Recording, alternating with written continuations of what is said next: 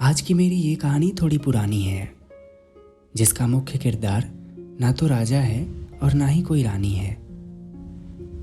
कहीं दूर किसी गांव में एक बहेलिया रहता था। उसकी एक सुंदर सी बेटी थी जिसे वो लाडो कहता था। बहेलिया रोज सवेरे उठकर काम को चला जाता। दिन भर के भाग दौड़ करके सीधे खाने पर घर आता।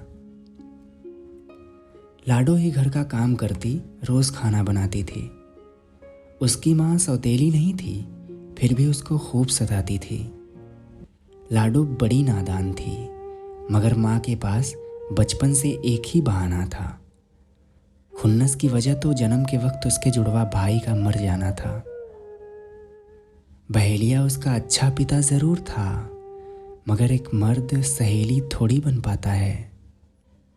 कुछ बातें केवल लड़कियों वाली होती हैं, जो हर किसी से थोड़ी कहा जाता है।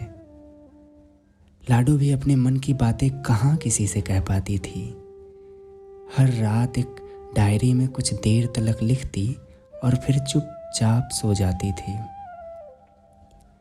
कभी कभी इंसान को हद से ज्यादा अकेलापन सताता है।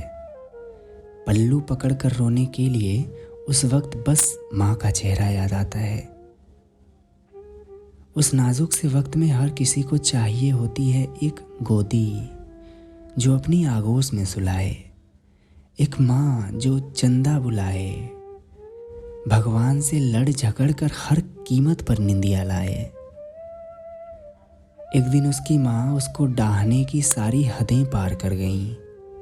बेचारी लाडो भी इन सब से हमेशा के लिए छुटकारा पाने के लिए सूली पर चढ़ गई। कुछ देर बाद वहां पर बहेलिया आया। गांव वालों ने उसको सारा हाल सुनाया। लाडो की मौत सुनकर वो होश खोने लगा। वहीं बैठे बैठे अपना सिर पकड़कर रोने लगा। सब सोचने लगे बेचारी खुद को ख़त्म कर लिया, मतलब तकलीफ बहुत बड़ी थी। उसका दरवाज़ा खोल कर देखा तो बिस्तर पर एक डायरी पड़ी थी। हाँ, वही डायरी जो वो हर रात को लिख कर सोया करती थी, जिसमें लिखा था, सुनो ना बाबा, मुझे एक माँ चाहिए थी। एक माँ जो मुझे रोज़ रात को अपनी गोदी में सुलाती, जिसे मैं अपने दिल की, अपने मन की सारी बातें बताती। वो माँ जो कभी अगर गुस्सा भी हो जाए तो उससे लिपट कर उसे मनाती, उसकी सबसे प्यारी गुड़िया बन जाती। बाबा, आपने कहा था ना, लाडो की हर इच्छा आपके लिए आदेश होगी। मुझे एक माँ चाहिए थी बाबा, मुझे मेरी माँ चाहिए थी बाबा। बहेलिया लाडो की माँ की तरफ देखते देखते निढाल हो गया।